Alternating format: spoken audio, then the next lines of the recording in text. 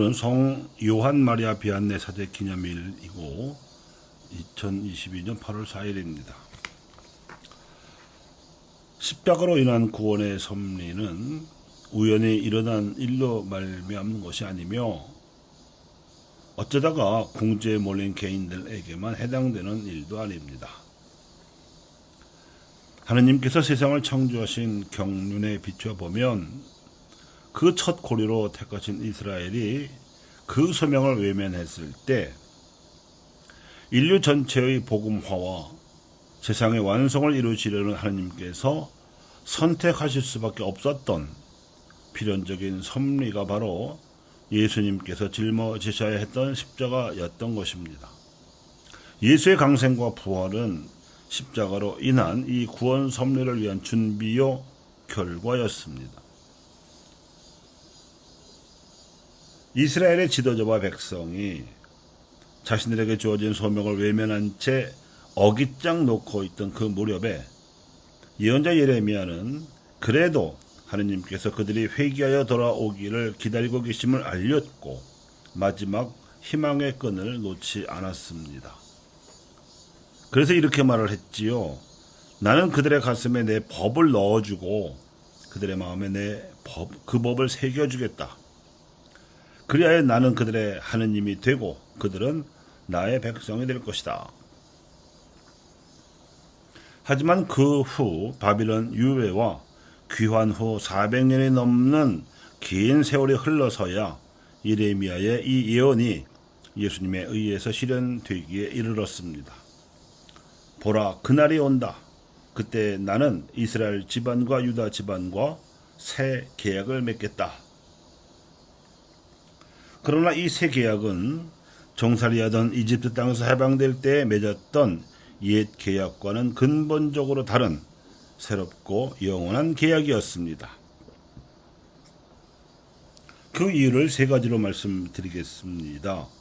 첫째, 이스라엘에 속한 유다인들만을 겨냥한 것이 아니라 온 인류를 내다본 것이라는 점에서 그렇고, 둘째, 젖과 꿀이 흐르는 땅이나 풍요로운 자손의 축복같이 하느님을 믿어서 현세에서 얻을 수 있는 영광을 약속하는 것이 아니라 죽음 후의 내세에서 얻어 누릴 영원한 생명을 약속하시는 것이라는 점에서 그러하며, 셋째, 더욱 결정적으로는 하느님을 믿기만 하면 마치 철부지 어린이를 보호하는 아버지처럼 하느님께서 당신 백성을 일방적으로 보호하는 유아기적 축복을 조건으로 하는 것이 아니라 시련과 문제를 직면하여 맛가진 수고와 희생을 치름으로써 더 독립전제로 살아갈 줄 아는 성숙한 축복을 조건으로 한다는 점에서 그러합니다.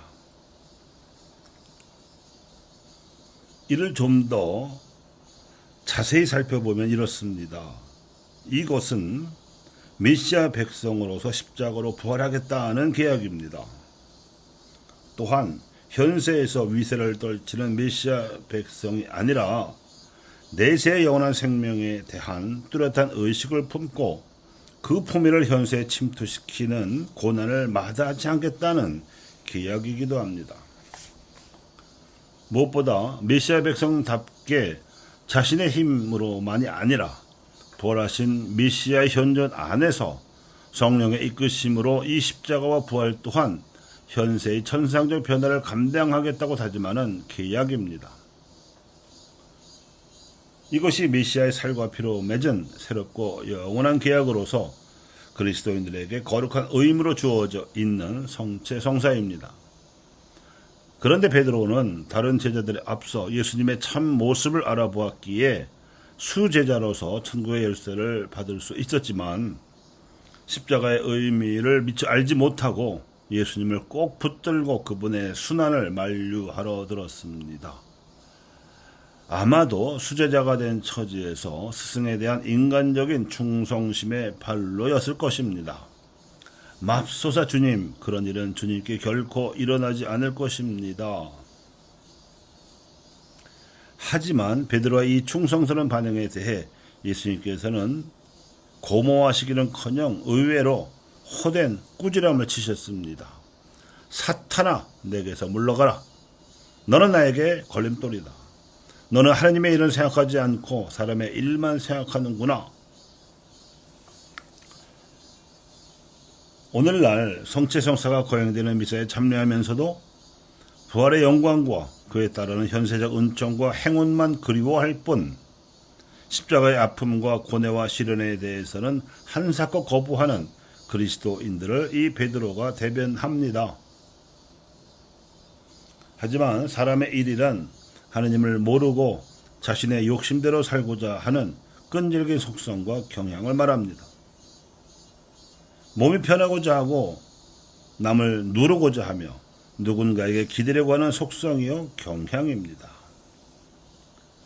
그런데 사람의 일을 넘어선 하느님의 일을 예수님께서 십자가로 보여주셨을 뿐만 아니라 더욱 결정적으로는 부활과 그 후 성령이라는 현존으로 보여주셨습니다. 이러한 하느님의 일을 초대교회의 사도들과 신자들이 수백 년에 걸친 로마의 박해에도 불구하고 신앙과 진리로 증거하여 인류에게 넘겨주었습니다. 그리고 이렇게 하여 넘겨진 복음 진리가 우여곡절의 과정과 오묘한 섭리를 통해서 한국인들에게 전해져서 오늘날 이렇게 번듯하게 한국교회가 있게 되었습니다. 한국교회는 한국이 식민통치와 전쟁과 독재의 질곡 속에서도 서구화를 수행하여 우뚝 서게 된 것 이상으로 교회의 2000년 본산인 유럽교회를 잘 따라 배웠습니다. 그런데 이렇게 모범적으로 진행된 서구화 작업의 결과로 오늘날 시대의 징표를 식별하는 눈이 감기는 바람에 신앙에 침체된 유럽교회의 복음적 둔감성까지 따라 배운 것 같습니다. 이렇게 되면 미래가 어두운 유럽교회의 아류에 지나지 않게 됩니다. 하느님의 일을 모른 척하고 사람의 일만을 앞세우려는 이 속성과 경향은 노화의 특징입니다. 시대의 징표를 알아보지 못하고 복음화를 두려워하며 십자가를 멀리하려는 복음적 둔감성에서 떨쳐 일어나서 부활과 성령 현존에 민감한 모습으로 살아나야 합니다.